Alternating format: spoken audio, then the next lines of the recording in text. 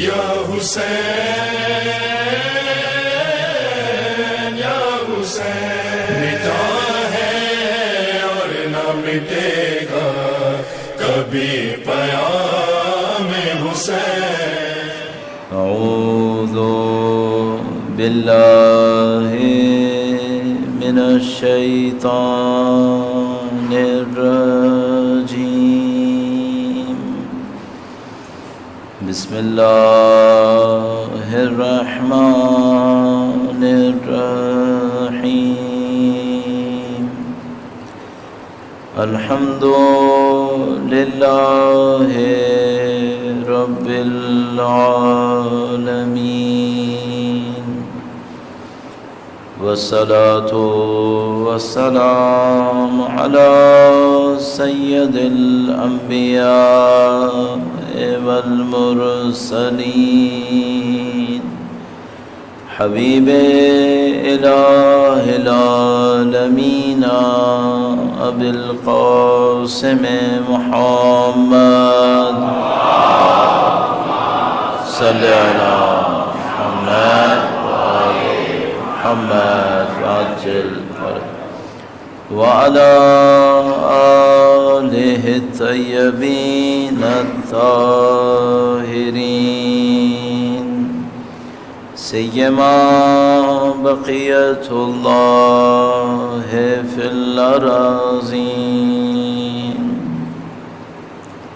قال اللہ تعالی فی کتابہ الکریم، بسم اللہ الرحمن الرحیم، ام حسبت ان اصحاب الكهف والرقیم كانوا من آیاتنا عجبا۔ درود بھیجے گا محمد و آل محمد، صلی علی محمد محمد۔ پروردگار عالم کا انتہائی لطف و کرم، انتہائی احسان، اس نے ہمیں دین و مبین کی، قرآن اور اہل بیت اطہار علیہ السلام کی ہدایت نصیب فرمائی، اور یہ جملات ہمارے وجود سے نکلنے چاہیے۔ ہمارے لفظ کا اعتراف نہیں ہونا چاہیے، بلکہ ہمارے وجود کا اعتراف ہونا چاہیے، اور اس صورت میں ہو سکتا ہے کہ ہمیں پتہ ہو کہ اگر یہ نہ ہوتا تو کیا ہوتا۔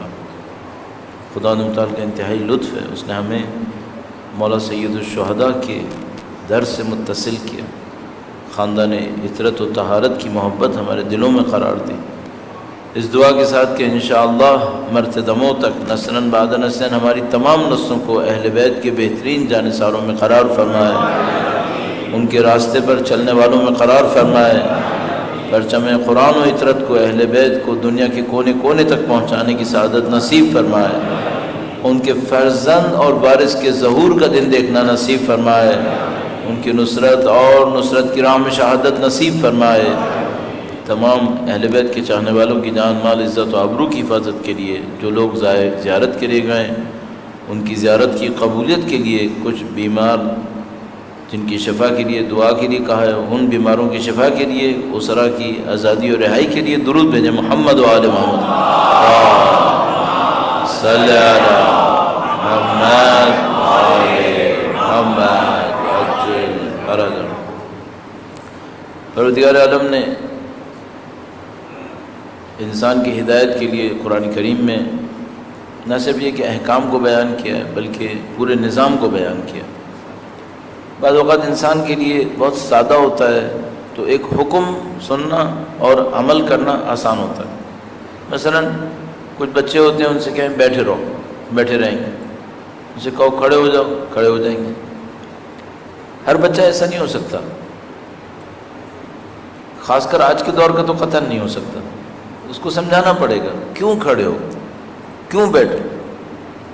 تو جب ذہن انسان میں سادگی ہوتی ہے تو حکم کو یوں ہی قبول کر لیتا ہے۔ تو اس میں بھی بہرحال ایک مصلحت ہوتی ہے، اگر کسی کو خدا متعال کے وجود پہ یقین آ جائے تو پھر وہ اس مصلحت میں نہیں رہتا خدا نے کیوں کہا، بس یقین آ گیا تو کر لیتا ہے. سمعن و طاعتن، سنا عمل کیا. ہمارے پاس روایات موجود ہیں.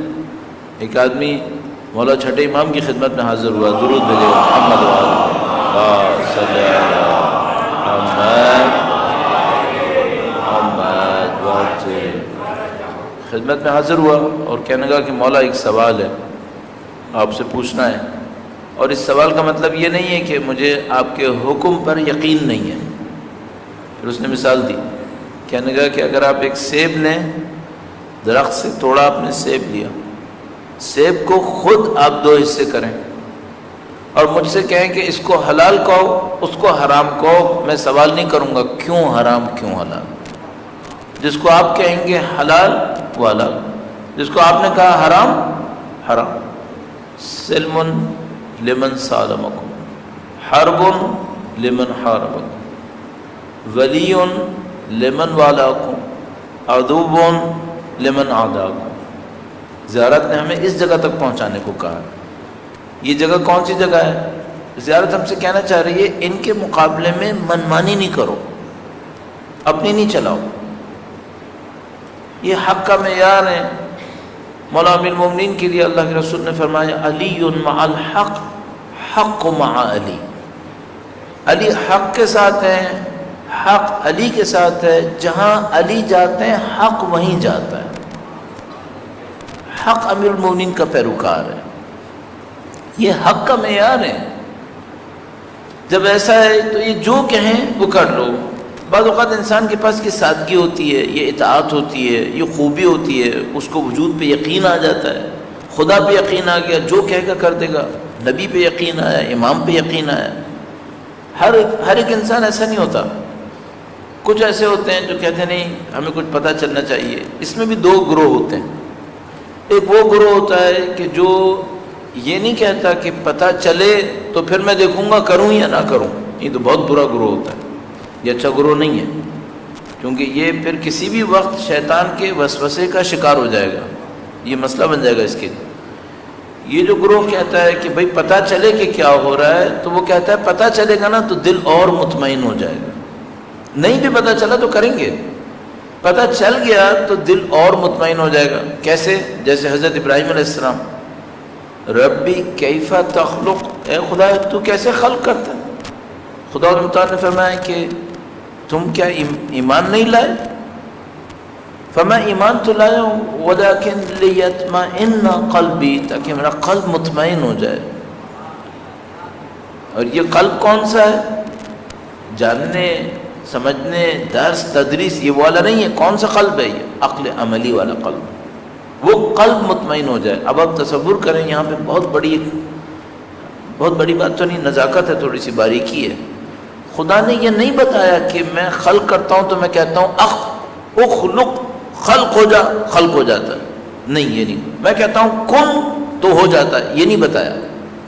بتانے کا معاملہ نہیں تھا. وہ کہہ رہے تھے مجھے عقل عملی میں اطمینان چاہیے، عقل عملی میں، نہ کہ عقل نظری میں، سمجھنے سمجھانے میں. وہ تو مجھے پتا ہے. مجھے عمل میں اطمینان چاہیے کہ تو کیسے خلق کرتا ہے. نہیں پوچھا تو خلق کرتا ہے یا کوئی اور خلق کرتا ہے، یہ نہیں پوچھا تھا. 2 سوال یہاں پہ نہیں ہوئے ہیں. یہ سوال نہیں کیا کہ تو خلق کرتا ہے یا کوئی اور خلق کرتا ہے، یہ نہیں پوچھا. یہ بھی نہیں پوچھا کہ یہ لفظ میں بتا کہ کیسے خلق کرتا ہے. خدا نے جواب میں بھی لفظ نہیں دیا. کہا نہیں میں لفظ سے جواب نہیں دوں گا، میں عمل سے تجھ سے خلق کروا کے بتاؤں گا کہ میں کیسے خلق کرتا ہوں. یہ دوسرا مرحلہ ہو گیا. یہ سیکھنے سکھانے کا معاملہ نہیں ہے. کتاب پڑھ لو، جا کے دیکھو، یہ سب چیزیں نہیں ہوئی. یہاں پہ خدا تعالیٰ نے کہا کہ تم 4 پرندے لے لو، انہیں مارو، ان کا گوشت ملا دو، 4 اونچائیوں پہ رکھ دو اور تم پکارو، دیکھو تم خلق کرو گے. تو اب خدا نے کیا کیا؟ خلق تو ابھی بھی خدا نہیں کیا تھا. خلق ابھی بھی خدا نے کیا تھا. حضرت ابراہیم علیہ السلام کو اپنے خالقیت میں بیچ میں ڈال دیا کہ تم کہو گے حکم ابھی بھی میرا ہی چلے گا، تم بیچ میں آ جاؤ گے اور تم خلق کرو گے. تمہیں پتہ چل جائے گا میری خالقیت جب یہاں سے چلتی ہے وہاں تک جاتی ہے، تم بیچ میں آ جاؤ گے، تمہیں پتہ چل جائے گا یہ کیسے خلق ہوتا ہے. ایسے خلق ہوتا ہے، تو یہ معاملہ کچھ اور ہو جاتا ہے۔ تو کچھ دفعہ بعض اوقات کوئی انسان پوچھتا ہے بھائی یہ کیسے ہوتا ہے، تو اس کا یہ مطلب نہیں کہ اس کو یقین نہیں ہے، نہیں یقین تو ہے۔ اس کو ہم لوگ کیا کہتے ہیں؟ ہم کہتے ہیں علم الیقین، عین الیقین۔ صرف جان کر یقین نہیں کرنا چاہتا، دیکھ کر یقین کرنا چاہتا ہے، اپنے وجود کے ذریعے سے دیکھنا چاہتا ہے۔ خدا تعالیٰ ہمیں اس یقین تک پہنچانا چاہتا ہے۔ خدا صرف یہ نہیں چاہتا کہ میں نے کتاب میں لکھ دیا یہ قیامت ہے، تم بھی سمجھ جاؤ یہ قیامت ہے۔ خدا صرف یہ نہیں چاہتا کہ میں نے لکھا ہے آخرت ہے، ان دار الاخرۃ لہی الحیوان، صرف آخرت کی زندگی ہی اصلی زندگی ہے۔ قرآن کریم ارشاد فرماتا ہے ان دار الاخرۃ، آخرت کا گھر ہی اصلی زندگی ہے۔ اس کو زندگی نہیں کہتا ہے، پر میں آخرت اصلی زندگی ہے۔ تو بتا ہم نے قرآن میں لکھ دیا ہے، تم نے پڑھ لیا، اتنا کافی نہیں ہے۔ تم اپنے نفس کو پاکیزہ کرو، ہم تمہیں دنیا میں دکھائیں گے آخرت کیا ہے، دیکھ کے جاؤ، دیکھ کے کرو۔ تو کل میں نے اپنی خدمت میں عرض کیا کہ شاید ہی کوئی انسان ایسا ہوگا جس نے اپنی زندگی میں آخرت کبھی نہ دیکھی ہو۔ کبھی نہ کبھی انسان خواب میں، جاگتے میں، ادھر ادھر تھوڑا بہت تمثیل، اشارہ، کنایہ، استعارہ، کہیں نہ کہیں آخرت دیکھ لیتا ہے۔ اس کو خدا دکھاتا ہے کہ دیکھو یہ ہوتا ہے۔ تو کبھی انسان خواب میں کوئی ایسی چیز دیکھ لیتا ہے جس کا کچھ سر پیر سمجھ بھی نہیں آتا یہ کیا ہوا۔ تو مثال کے طور پر میں نے عرض کیا جیسے کل کہ بھئی وہ دیکھ رہا ہے کہ میں بس میں بیٹھ رہا ہوں، کربلا جانے والا ہوں، ٹکٹ نہیں مل رہا ہے، ٹکٹ کی جگہ جان دینی پڑتی ہوگا تو میں جان نہیں دے سکتا۔ تو اب وہ مجھ سے کہنے لگا کہ میں زندگی میں کبھی ایسے کوئی کربلا کا بس دیکھی نہیں ہے، یہ کیا ہوا یہ۔ تو بعض اوقات انسان خدا متعال کے ذریعے سے چاہتا ہے، خدا متعال انسان کو چاہتا ہے کہ دیکھے، کسی طرح سمجھے۔ اچھا ہم لوگوں کے ساتھ کیوں نہیں ہوتا مسئلہ؟ ہم لوگ آخرت کیوں نہیں دیکھ پاتے؟ یہ لوگ آخرت کیسے دیکھتے ہیں؟ اچھا یہ لوگ جو بعض اوقات دیکھتے ہیں، یہ جس کو ہم لوگ معذرت کے ساتھ عوامی لہجے میں کہتے ہیں نا پکی پکی دیکھتے ہیں، کچی کچی چیزیں نہیں دیکھتے۔ پھر یہ لوگ بعض اوقات پکی پکی چیزیں دیکھتے ہیں۔ امام خمینی کے استاد تھے آیت اللہ شاہ آبادی۔ مجھے جب بھی امام خمینی کے ان دو استاد کا ذکر کرنا ہو میں ضرور کرتا ہوں۔ مجھے لگتا ہے ان کے ذکر سے نورانیت آتی ہے۔ یہ شخصیتیں بہت بزرگوار شخصیتیں تھیں۔ انہوں نے دو شخصیتیں تھیں جنہوں نے امام خمینی کو علم عرفان کی تربیت دی تھی۔ ایک اس میں تھے آیت اللہ جواد ملکی تبریزی، ایک آیت اللہ تبریزی تھے جو ابھی حیات تھے کچھ وقت پہلے تک، وہ نہیں، ایک اور بہت پرانے آیت اللہ جواد مرزا جواد ملکی تبریزی، بہت بڑے عارف تھے۔ ان کے اپنے کمالات تھے، ان کے اپنے درجات تھے۔ ان کی ایک کتاب بھی بہت مشہور مراقبات نام کر کے تھی۔ یہ امام خمینی کے ایک استاد تھے۔ امام خمینی اپنی کتابوں میں جب ان کا تذکرہ کرتے ہیں تو لکھتے ہیں ہمارے استاد۔ جب وہ لکھتے ہیں ہمارے استاد تو اس کا مطلب آیت اللہ مرزا جواد ملکی تبریزی ہوتے ہیں۔ ایک اور استاد تھے۔ اچھا یہ میں آپ کو عرض کرتا چلوں کہ یہ جو استاد شاگرد ہوتے تھے یہ بڑے عجیب طریقے سے پڑھاتے تھے۔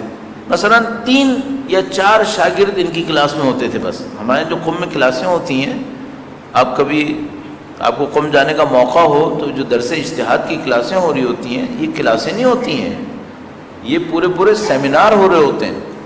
مثلا ایک دن میں ایک کلاس میں بیٹھا تھا تو پتہ نہیں ایسے ہی دوستوں کے درمیان بات ہوئی تو انہوں نے کہا بھائی گنتے ہیں کتنے لوگ آئیں گے کلاس میں؟ تو مسجد اعظم میں جو حرم کے برابر مسجد اعظم میں وہاں پہ کلاس ہو رہی تھی، اس میں کئی دروازے کھل رہے تھے، تو سب نے کہا بھائی تم 3 دروازے تم گننا، میں 3 دروازے گنوں گا۔ جب تک استاد شروع کرتے ہیں گنیں گے، تو ہم لوگوں نے 1200 گنے تھے۔ اس کے بعد پھر درس شروع ہو گیا تو ہم نے کہا اپنی گنتے، پھر بعد میں بھی آئے تھے لوگ، کافی لوگ آئے تھے، 1200 اسٹوڈنٹ بیٹھے ہوئے تھے۔ لیکن ان کی کلاس میں 4 بندے ہوتے تھے، 4 بندے، اور وہ بھی جو ایک اور بندہ تھا وہ بتاتا تھا کہ اصلی کلاس ہوتی ہی امام خمینی کے لیے تھی۔ تو اگر امام خمینی کلاس میں نہیں ہوتے تھے تو استاد کلاس نہیں دیتے تھے، اس دن درس نہیں پڑھاتے تھے۔ اس کے لیے تواضع چاہیے، انکساری چاہیے، تکبر سے کام نہیں بنے گا، دوسروں کو دکھانے سے ہی کلاسیں نہیں ہوتی ہیں، یہ بہت صرف خدا کے لیے ہو رہی ہوتی ہے۔ اچھا ہم لوگوں کو زیادہ تر یہ چیزیں سمجھ میں نہیں آتی کہ یہ کیسے ہوتا ہے۔ تو بہرحال آیت اللہ مرزا جواد ملکی تبریزی ایک کلاس لیتے تھے، یہ بھی بڑے پائے کے عالم تھے، ان کی بھی معنویت تھی، روحانیت۔ اور دوسری کلاس امام خمینی کی جو تشکیل ہوئی ہے شخصیت کی، وہ ہوئی ہے آیت اللہ شاہ آبادی نام کر کے ایک استاد تھے۔ امام خمینی جب اپنی کتاب میں لکھتے تھے آیت اللہ شاہ آبادی کے بارے میں، تو ایک اصطلاح استعمال کرتے تھے جو دنیا میں کسی کے لیے استعمال نہیں کرتے تھے۔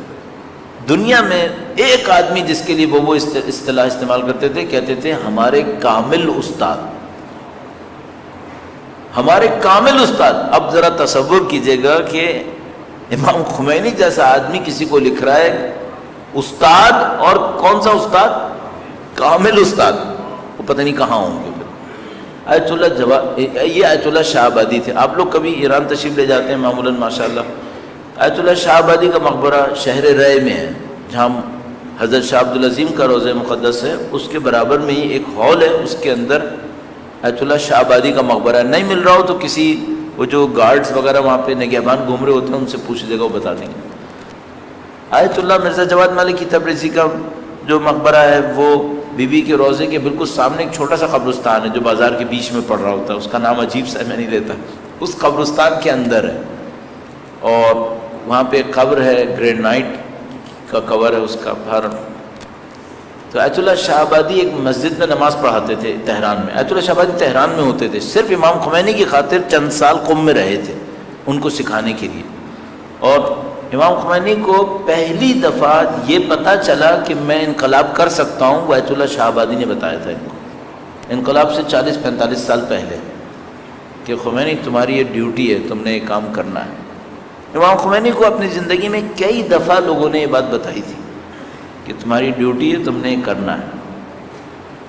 اسی کے اندر ایک دفعہ آیت اللہ کشمیری جو بہت بڑے عارف تھے، کوئی فوت ہو چکے بہت پہلے قم میں، انہوں نے بھی بتایا تھا۔ ابھی میں چند دن پہلے ان کا ایک کلپ دیکھ رہا تھا جس میں آیت اللہ کشمیری کہہ رہے تھے ہاں ہم نے بتایا تھا۔ وہ بھی ایک مسئلہ تھا کہ جس میں امام خمینی نے، چونکہ میں نے خواب کل کہہ دیا تو ایک خواب اور سنا دیتا ہوں۔ امام خمینی کے پاس ان کے بیٹے مصطفیٰ آئے، شہید ہو گئے تھے مصطفیٰ آباد میں، مصطفیٰ خمینی عراق میں شہید ہو گئے تھے، شاہ کی حکومت نے ان کو مروا دیا تھا۔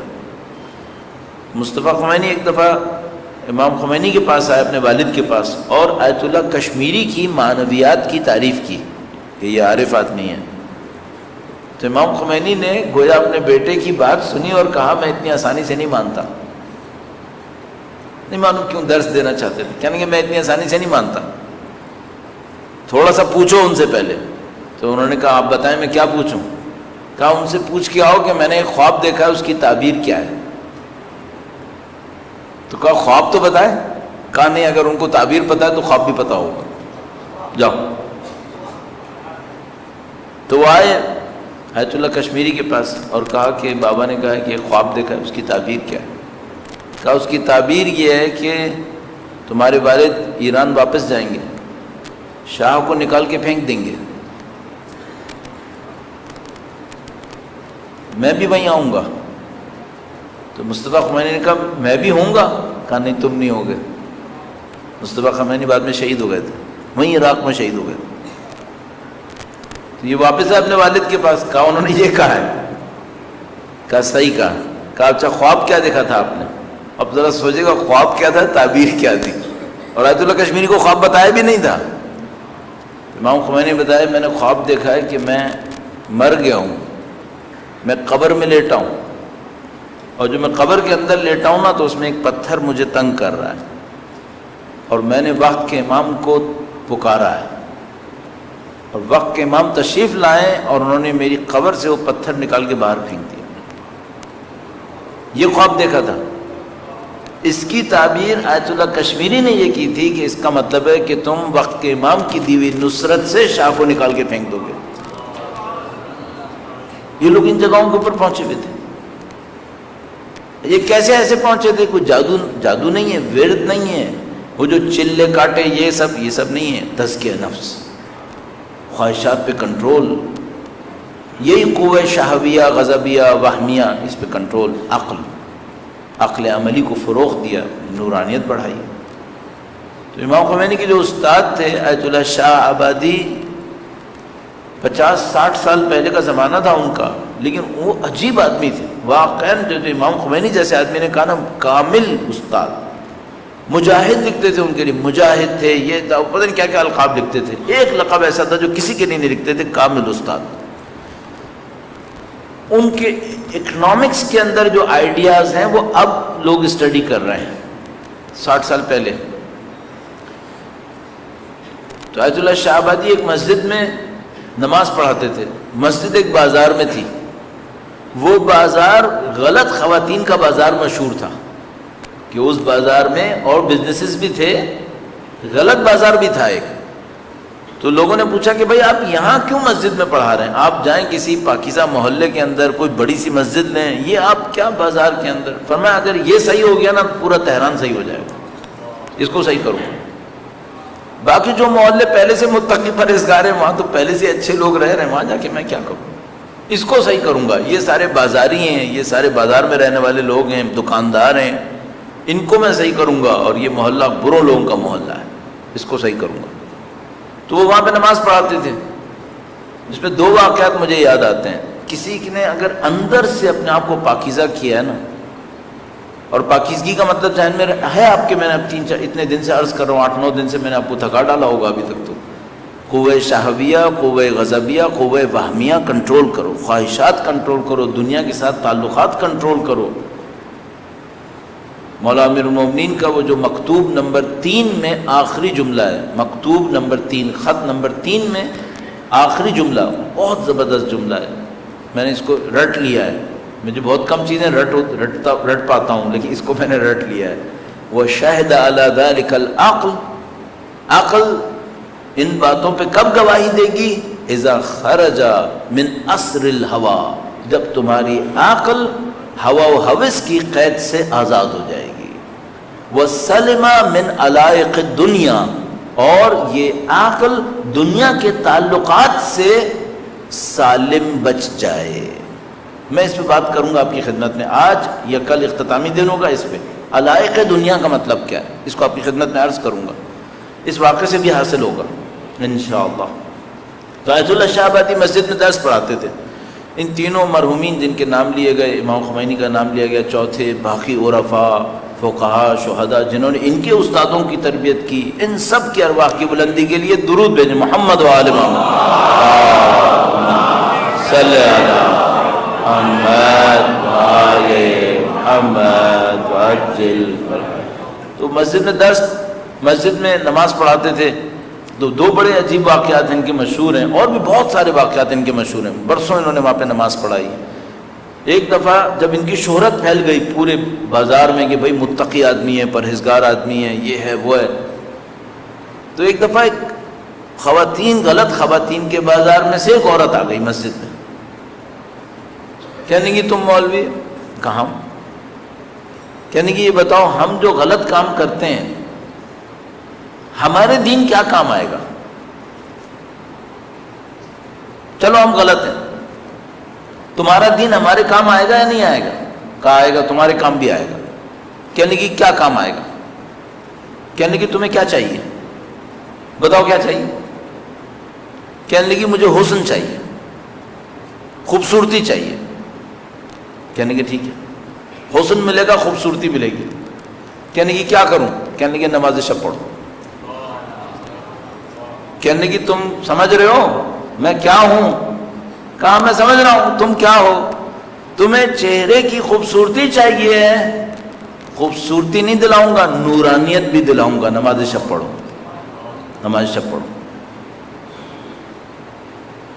نماز شب پڑھو.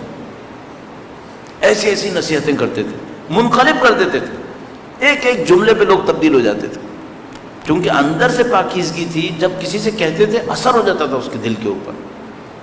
تو جناب علی اسی طرح بہت وہ اپنے دکانداروں کو سناتے رہتے تھے. وہ دکاندار ان کی نماز میں آتے تھے، ان کو درس سناتے رہتے تھے، دین پہ چلو، دین پہ چلو، دین کے لیے کرو. تو ایک دن وہ سارے دکاندار ان سے بہت متاثر بھی تھے کہ بھئی پاکیزہ آدمی ہے، پرہیزگار آدمی ہے، دنیا پرست نہیں ہے. ایک دن آئے ان کے پاس کہنے کے کہ بھئی یہ جو آپ اتنا ہمیں ڈانٹتے رہتے ہیں،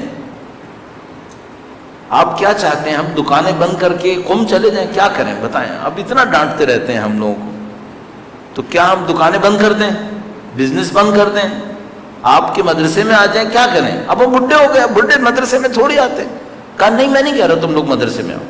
کہنے لگے اچھا پھر کیا کریں آپ اتنا ڈانٹتے ہیں؟ کہا تہذیب نفس کرو. کہنے لگے ہم تہذیب نفس کیا کریں، ہم دکانوں میں بیٹھے ہوئے ہیں. کہنے لگے یہیں بیٹھے ہوئے تہذیب نفس کرو. کہنے لگے بتاؤ تہذیب نفس کیسے کرنی ہے؟ کہنے لگے ہاں تم میرے ساتھ وعدہ کرو میں تم کو تہذیب نفس کروا دوں گا، میرے ساتھ وعدہ کرو. کہا اچھا ٹھیک ہے. کہا جو میں کہوں گا کرو گے؟ کہنے لگے آپ بتائیں، جو آپ بتائیں گے ہم کریں گے، کیونکہ ہم تو گم جانے کو تیار ہیں، ہم تھک گئے آپ کی باتیں سن سن کے، ڈانٹ کھاتے ہیں ہم، ڈانٹ کھا کھا کے تھک گئے ہم. کہا ٹھیک ہے. پہلا کام، جب مسجد سے اذان کی آواز آئے جو کچھ کر رہا ہے چھوڑ کے مسجد میں آ جائے.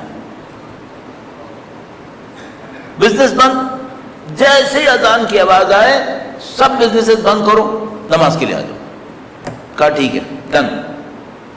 آج سے جیسی اذان ہوگی جو بزنس ڈیل کچھ بھی ہو رہی ہو، پروفٹ لاس، مارجن زیادہ مارجن کم، سب چھوڑیں گے، نماز کے لیے آ جاؤ. چلو ہو گیا. کہنے گے دوسری بات، خمس تم لوگ نکالتے ہو؟ کہاں نکالتے ہیں؟ سال کا نہیں نکالو گے، آج سے مہینے کا نکالو گے. اب مہینے کا نکالنے میں لاس ہے. کیوں؟ ممکن ہے اس مہینے فائدہ آپ نے خمس نکال دیا، اگلے مہینے لاس ہو گیا. کہنے گے چلیں ٹھیک ہے، آپ سے وعدہ کیا تھا نا، جو آپ کہیں گے وہ کریں گے، یہ بھی دیا. اب دیکھو وقت اور اہمیت دین کو، پیسہ دین کو. کہا اور بتائیں کیا کریں؟ یعنی ایک اور وعدہ کرو، چاہے کوئی آدمی ایسا ہو جو مکار ہو، تیز ہو، ترار ہو، چاہے کوئی بندہ ایسا ہو جو سادہ ہو، اسے کچھ نہ پتا ہو، تھوڑا سا پروفٹ رکھ کر چیز بیچ دو. کسی کو زیادہ پروفٹ سے دھوکہ نہیں دینا، زیادہ پروفٹ کا دھوکہ نہیں دو. تمہارا ایک معقول پروفٹ ہے، پروفٹ کماؤ. بزنس ایکسپینشن کے لیے کچھ چاہیے ہوتا ہے. ایک آدمی مجھے سبزی منڈی میں ملا، آواز صاحب میں بعض اوقات حیران رہ جاتا ہوں، ہمارے معاشرے میں بھی عجیب لوگ ہیں. ابھی اسی سبزی منڈی میں گیا جو سپر ہائی وے پر ایک دفعہ، تو وہاں ایک آدمی ملا، بات ہوئی ادھر ادھر کی، بوڑھا سا تھا. تو میں نے کچھ چیزیں اس سے خریدی. بات میں میں نے تذکرہ کیا کہ مثلا کچھ یتیم بچے ہیں ادھر ادھر. تو کہنے لگا میرے پاس بھی ہیں مدرسے میں. میں نے کہا بہت اچھی بات ہے. کہنے لگا تم کو پتا ہے میں کیا کرتا ہوں؟ میں نے کہا نہیں. کہنے لگا میں جتنا بھی کماتا ہوں ایک پیسہ، کہنے لگا فرض کرو 3 پیسے کمائے میں نے، ایک پیسہ گھر کو دیتا ہوں، ایک پیسہ بزنس کو دیتا ہوں کہ اس میں اونچ نیچ ہوتی رہتی ہے، ایک پیسہ مدرسے کو دیتا ہوں. جتنا بھی کماتا ہوں، جتنا بھی میرا پروفٹ ہے، پروفٹ کو میں 3 حصوں میں تقسیم کرتا ہوں، ایک گھر پر، ایک بزنس میں واپس، ایک اللہ کے نام پر. میں نے کہا بھائی یہ اپنی ہر کمائی کا 33% اللہ کے نام پہ نکال رہا ہے. ہم سے ہمارا دین کہتا ہے سال میں 20% بچے میں سے نکال دو، ہماری جان جاتی ہے. پھر یہ ترقی نہیں کرے گا. تو ایت اللہ شاہ آبادی نے کہا کہ بھائی تم لوگ 3 کام کرو، اذان کی آواز آئے مسجد آ جاؤ، نماز اول وقت یہاں پہ آ کے پڑھو گے، ٹھیک ہے. دوسری بات، خمس سال کا نہیں نکالو گے، خمس مہینے کا نکالو. انہوں نے کہا ٹھیک ہے. تیسری بات، کسی کو بیوقوف مت بناؤ. ایک چیز پہ تمہارا مارجن 2 روپے ہے، سب سے 2 لو، چاہے بیچارے کو پتہ ہی نہ ہو. چونکہ ہوتا ہی تھا بازاروں میں باہر سے لوگ آتے تھے چھوٹے شہروں سے، ان کو بیچاروں کو پتہ نہیں ہوتا تھا، ان کو خوب لوگ لوٹتے تھے. کہا تم نہیں لوٹو گے، تم لوگ مارجن رکھو اتنا جس میں تمہارا بزنس چلے گا، آگے بڑھو، جو کچھ بھی کرو، باقی کم مارجن پہ بیچنا سیکھو. کہا ٹھیک ہے یہ بھی کریں گے. اس سے معنویت آئے گی، تزکیہ نفس آئے گا. کہا میں گارنٹی دیتا ہوں کہ آئے گا. تو ان کا ایک شاگرد بتا رہا تھا، ان کے ایک شاگرد کا واقعہ ہے. خود آیت اللہ شاہ آبادی عجیب مقام پہ فائز تھے، بہت عجیب مقام پر. آیت اللہ شاہ آبادی کے بیٹے نے ایک دفعہ بتایا، لگتا ہے پوری مجلس آیت اللہ شاہ آبادی پہ ہو جائے گی. آیت اللہ شاہ آبادی کے بیٹے نے بتایا کہ دوسرے شہروں سے لوگ ان کو خط لکھتے تھے اور یہ خط پڑھتے ہی جلا دیتے تھے. کسی کو خط پڑھنے کا موقع نہیں ملتا تھا، خط پڑھتے تھے جلا دیتے تھے. تو اس زمانے میں وہ ایران کے بادشاہ کے خلاف محاذ آرائی میں تھے، اس کے خلاف جنگ بھی میں لگے ہوئے تھے، مقابلے پہ. تو وہ سمجھتے تھے کہ بھئی یہ دوسرے شہر والے لوگوں نے شاید شاہ کے خلاف کوئی بات لکھی ہوگی، اس لیے فوراً جلا دیتے ہیں تاکہ کہیں حکومت کے کارندے پکڑ نہ لیں، پھر اس کو پکڑیں گے پھر۔ تو ان کا بیٹا، ان کے بیٹے بھی حیات تھے کچھ عرصے پہلے تک، تو ان کے بیٹے نے بتایا کہنے کہ ایک دن کوئی خط آیا بالکل نماز کے وقت کے پہلے، تو انہوں نے جلدی سے خط کھولا، اسے پڑھا اور چھوڑ کے فوراً چلے گئے مسجد میں، جلانا رہ گیا۔ کہنے کہ میں نے دیکھا کہ زندگی میں پہلی دفعہ ایک خط ملا ہے جو ابھی نہیں جلا ہے۔ کہنے کہ میرے دماغ میں تجسس آیا کہ میں خط پڑھ لوں، تو میں نے خط پڑھ لیا۔ خط کسی عالم نے لکھا تھا دوسرے شہر سے، اور اس نے ایک مسئلہ لکھا اور مسئلے کے نیچے لکھا تھا، اور یہ بڑی بات ہے واقعہ، لکھا تھا کہ آئندہ امام سے ملاقات ہو تو یہ سوال پوچھ لینا۔ یہ اس مقام پہ فائز تھے، یہ بڑے لوگ تھے۔ غیاث اللہ شاہ آبادی نے جب یہ نسخہ بتایا اپنے شاگردوں کو، تو ان میں سے ایک شاگرد کی کہانی ہے۔ تو شاگرد کہنے لگا کہ میں ایک دفعہ کہیں نماز پڑھنے گیا، شاہ آبادی کی مسجد میں نہیں، کسی اور مسجد میں نماز پڑھنے گیا، آ کے غیاث اللہ کو بتا رہا تھا شاہ آبادی کو، کہنے لگا میں نے ایک عجیب واقعہ دیکھا۔ انہوں نے پوچھا کیا دیکھا؟ کہنے لگا میں جہاں مسجد میں نماز پڑھنے گیا وہاں امام جماعت تھے، ہم بھی کھڑے ہو گئے پیچھے نماز پڑھنے کے لیے، انہوں نے اللہ اکبر کہا، ہم نے بھی نیت باندھ لی۔ کہنے لگا میں نے نیت باندھ لی تو ان کی قرات کی آواز آ رہی تھی، سورہ فاتحہ پڑھ رہے تھے، آواز آ رہی تھی۔ کہنے لگا میں نے ذرا سا یوں اٹھا کے دیکھا تو وہ خود جا چکے تھے، وہاں پہ نہیں تھے، صرف آواز آ رہی تھی سورہ فاتحہ پڑھنے کی۔ کہنے کا جب سورہ شروع ہونے لگی تو وہ بھاگ کر آئے، کھڑے ہو گئے، پھر سورہ پڑھنے لگے۔ میں نے کہا لو عجیب آدمی ہے، یہ بھاگ کر آ کے کھڑا ہوا ہے، اس کی تو نیت ٹوٹ گئی، بھاگ کے گیا تو اس کا تو قبلہ رخ رہا ہی نہیں۔ کہنے کا عجیب تھا، اس نے پھر نماز پڑھانا شروع کر دی، پھر وہ رکوع میں گیا، پھر جب سجدے میں جانے لگا پھر بھاگ گیا، اور آواز آ رہی تھی سجدے کی۔ تو کہنے کا ہم نے بھی سجدہ پڑھ لیا، نماز پڑھ لی۔ کہنے کا جب ساری ختم ہو گئی تو میں نے دوبارہ نماز پڑھ لی کہ بھئی یہ کیسی نماز ہوئی جس میں امام جماعت آتا تھا بھاگ کے چلا جاتا تھا۔ تو اس بندے خدا نے استاد سے پوچھا کہ استاد یہ کیا معاملہ ہے، یہ آدمی کیوں ایسے کر رہا تھا؟ غیاث اللہ شاہ آبادی نے کہا کہ تمہاری مبارک ہو، تمہاری برزخ کی آنکھیں کھل گئی ہیں، تم نے اس کی روح دیکھنا شروع کر دی ہے، اس کی نماز میں توجہ نہیں رہتی، یہ بسم اللہ پڑھتا ہے اس کا دماغ کہیں اور چلا جاتا ہے، جب اس کا دماغ کہیں اور جاتا ہے نا تو اس کی روح بھی کہیں اور جاتی ہے، پھر یہ نماز پڑھنا ہو تو ثواب ملے گا نا۔ اب مجھے نہیں پتا میری کتنی نمازوں کا ثواب ملے گا، ہماری نمازوں کا ہوگا کیا؟ ہماری روح ہوتی نہیں ہے نماز میں، اس خاطر نماز بے حیائی اور برائی سے نہیں روک رہی، کیونکہ نماز ہو تو روکیں، جسم کی نمازیں پڑھ رہے ہیں ہم لوگ۔ اب ان کو تو بندے خدا کو استاد شاہ آبادی کی عنایت کے نتیجے میں، اللہ کی بندگی کے نتیجے میں آنکھوں سے دیکھنا بھی کوئی مل گیا، ہمارا کیا ہوگا؟ ہمارا تو کچھ حساب کتاب ہی نہیں پتا۔ اچھا ہمیں کیا پتا کہ بھئی ہمارے ساتھ ہو کیا رہا ہے؟ یہ ہم کیا کر سکتے ہیں؟ تھوڑا سا پابندی بڑھا دیں، دیکھ نہیں سکتے کوئی بات نہیں، کم سے کم اطاعت تو کر سکتے ہیں۔ بھئی سورہ فاتحہ پڑھ رہے ہو، اس کے کم سے کم معنی سوچ لو۔ الحمدللہ رب العالمین، کون ہے جس کو سورہ فاتحہ کی اردو نہیں آتی؟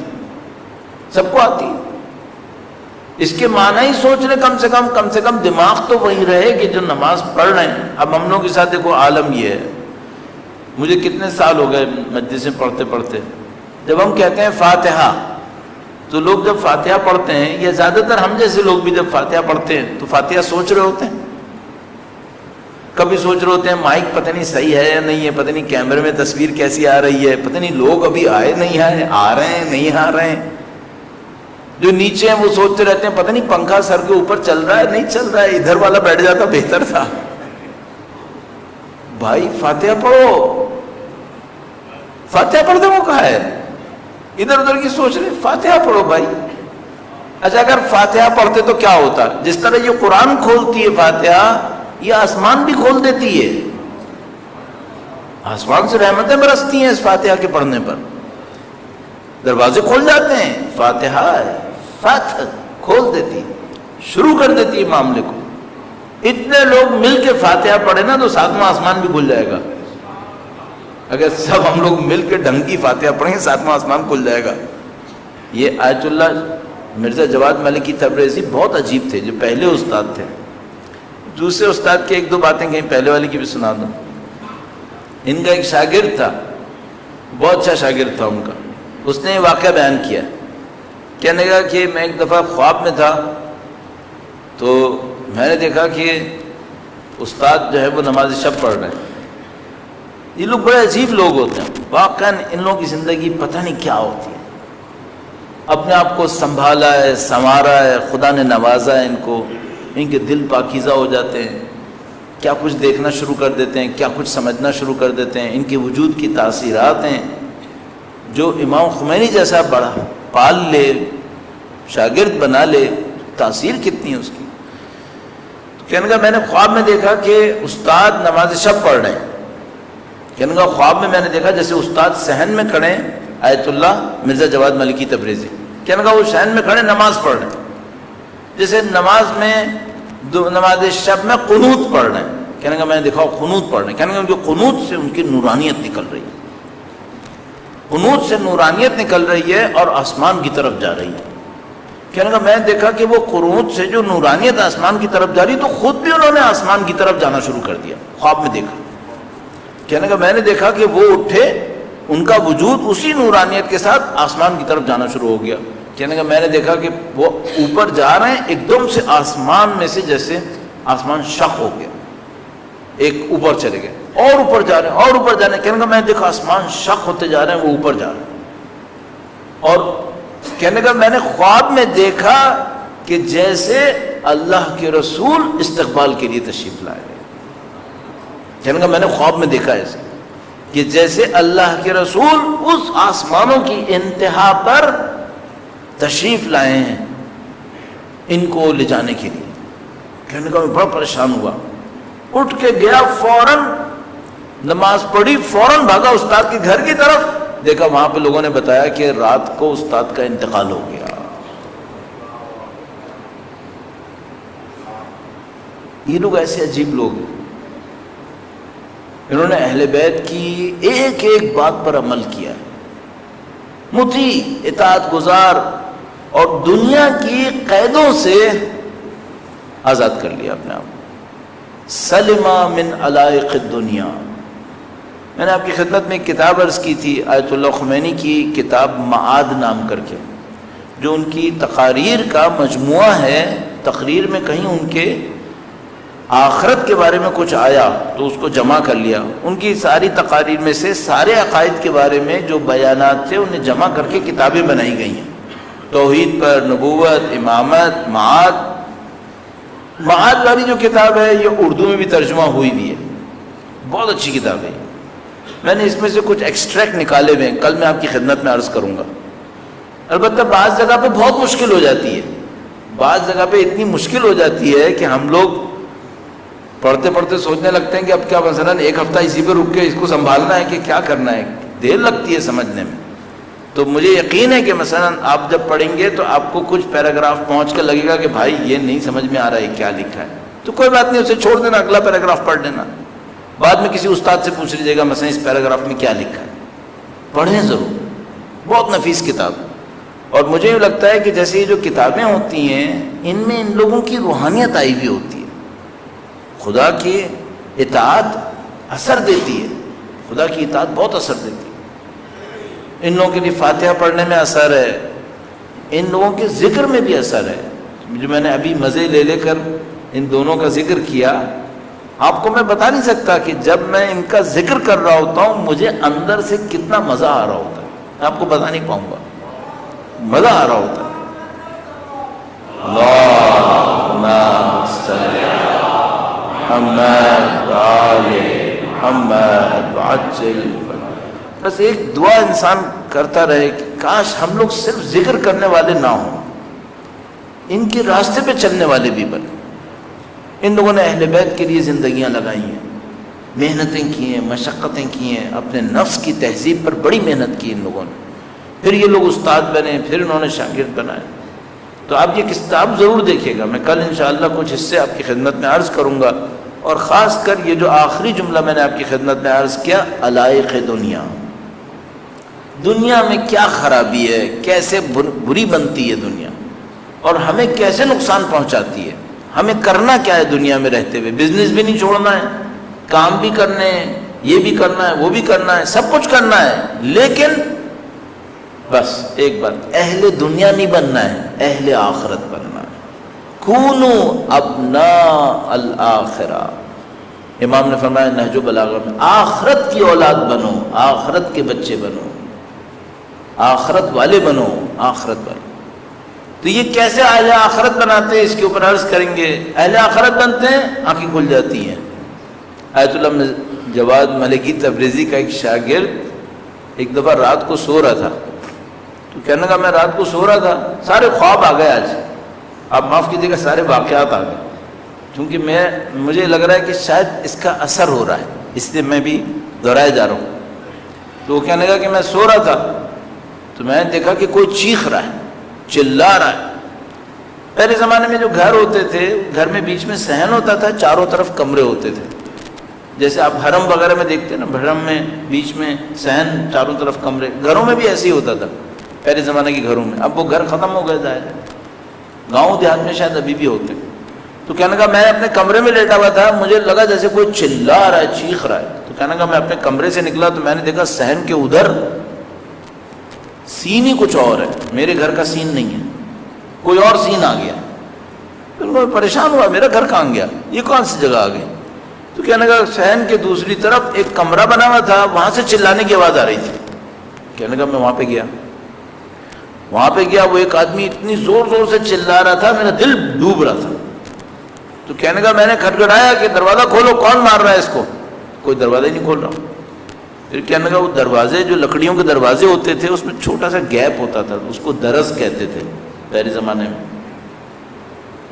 تو کہنے لگا میں نے وہ درز میں سے جھانک کے دیکھا تو دیکھا کہ ایک آدمی زمین کے اوپر لیٹا ہوا ہے، اس کے سینے پہ ایک پتھر رکھا ہوا ہے جو چھت تک گیا ہوا ہے، سل، پتھر کی سل، اتنی بڑی سل فرش سے اٹھ کر چھت تک گئی ہوئی ہے، اتنی بھاری سل اس کے سینے پہ رکھی ہوئی، چلا رہا ہے، چیخ رہا ہے، کچل گیا، میں مر گیا۔ اور دو آدمی کھڑے ہوئے سر کے اوپر اس کے لوہے کی راڈ مار رہے ہیں، لوہے کی راڈ میں سے آگ نکل رہی ہے اور وہ اس کے سر پہ مار رہے ہیں۔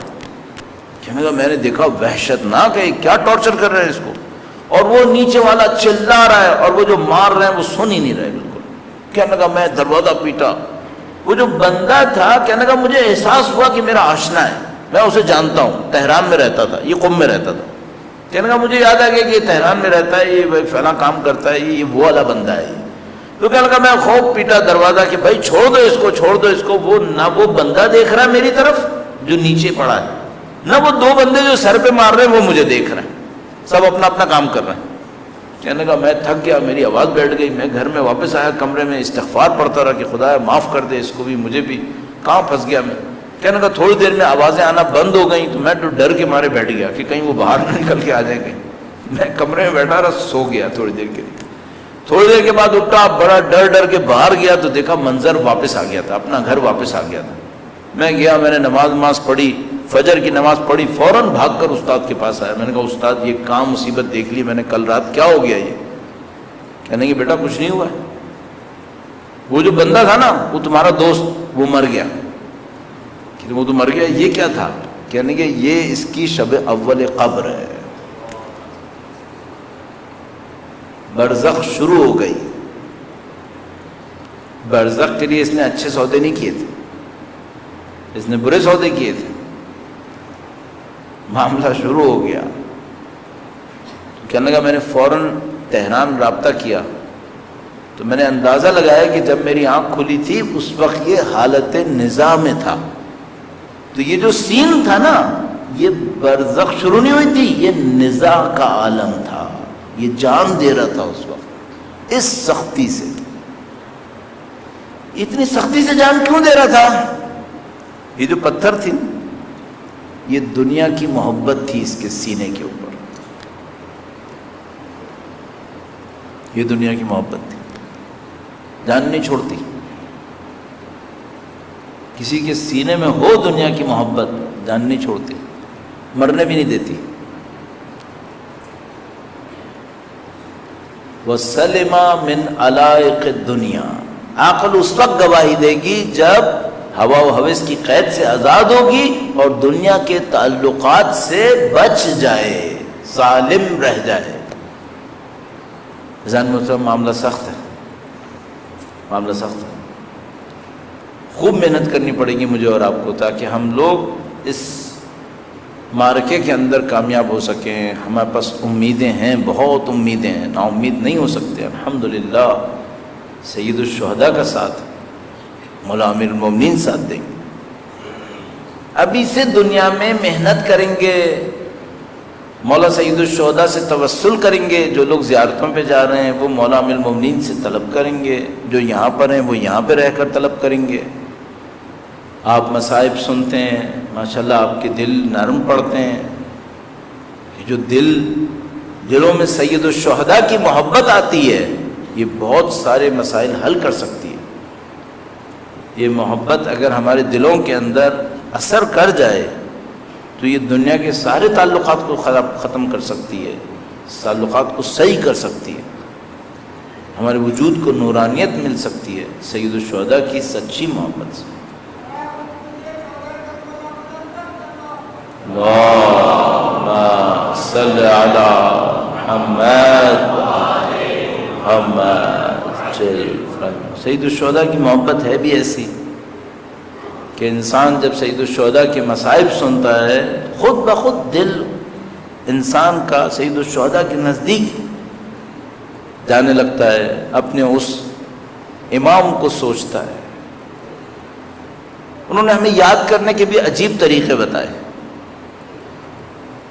فرمایا میرے شیعوں سے کہو جب پانی پینے لگیں تو مجھے یاد کر، پانی پیو تو مجھے یاد کر۔ فرمایا کبھی رات کا وقت ہو، مولا چھٹے امام فرماتے ہیں کبھی رات کا وقت ہو تم اٹھو، گرمی ہو پیاس ہو پانی پینے لگو، تھوڑا سا رک جاؤ میرے جد امجد کی پیاس کو یاد کرو، میرے جد امجد کو یاد کرو۔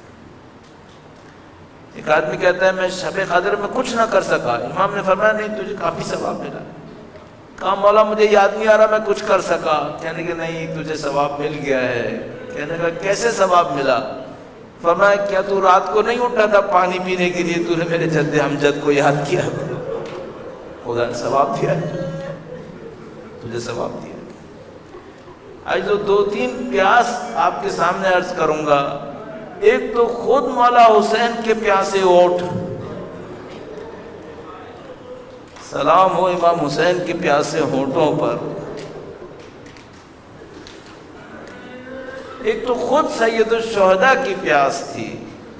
آج جو امام ایسا ہوتا ہے اپنی مصیبت اپنی مشکل جھیلتا ہے، دوسروں کی مشکل اسے زیادہ لگتی ہے، تو خود امام حسین کی پیاس ان کو اتنی تنگ نہیں کر رہی تھی، علی اصغر کی پیاس ستا رہی تھی، علی اصغر کی پیاس ستا۔ انہوں نے خود اپنے لیے کبھی پانی نہیں مانگا، نہ مولا ابو الفضل سے کہا کہ پانی لاؤ میرے لیے، نہیں، ابو الفضل سے بھی کہا بچوں کے لیے پانی لے کر آؤ۔ جب آخری لمحہ آیا تو علی اصغر کو لے کر آئے، کہا تمہیں یقین نہیں آتا تو بچے کو زمین پہ رکھ دیتا ہوں اسے پانی پلا دو۔ علی اصغر کی پیاس کے لیے تڑپے تھے۔ اب ایک جملہ اور عرض کروں، امام کے ہونٹ پیاسے تھے اس کے لیے وہ نہیں تڑپے، علی اصغر کے پیاس پہ تڑپے، اور کس کے لیے تڑپے؟ بچیوں کے تماشے لگنے پہ تڑپے تھے، بچیوں کو تماشے لگائے گئے۔ امام ایسے تھے، مسلم بن عقیل کی یتیمہ بچی کو زانوں پر بٹھا کر جب سر پہ ہاتھ پھیرا تو بچی نے کہا آپ تو ایسے پیار کر رہے ہیں جیسے یتیموں کو پیار کرتے۔ تو امام حسین کی بچیوں کو یہ سنت پتا تھی کہ جب بھی کوئی یتیم ہوتا ہے ہمارا باپ اسے پیار کرتا ہے. یہ نئی سیرت پتا چلی کہ تماچے لگتے ہیں. یہ نیا کام ہو گیا، تماچے لگے. امام کو اپنی بچی کے اوپر ہونے والے اس ظلم کا، اس مشکل کا کتنا خیال تھا. اتنا خیال تھا کہ جب وہ بچی مقتل میں آئی تو سر حسین نے کہا میری طرف آ جا میری پیاری بچی. الیہ الیہ یا بولے. امام حسین نے اس بچی کو بلایا. ایک دفعہ امام نے بچی کو بلایا، پھر دربار یزید نے بچی نے سر کو بلایا. دربار یزید نے بچی نے سر کو بلایا. الا لعنت اللہ علی القوم الظالمین وسيعلم الذين ظلموا أي يوم منقلب ينقلبون. ماتم حسین.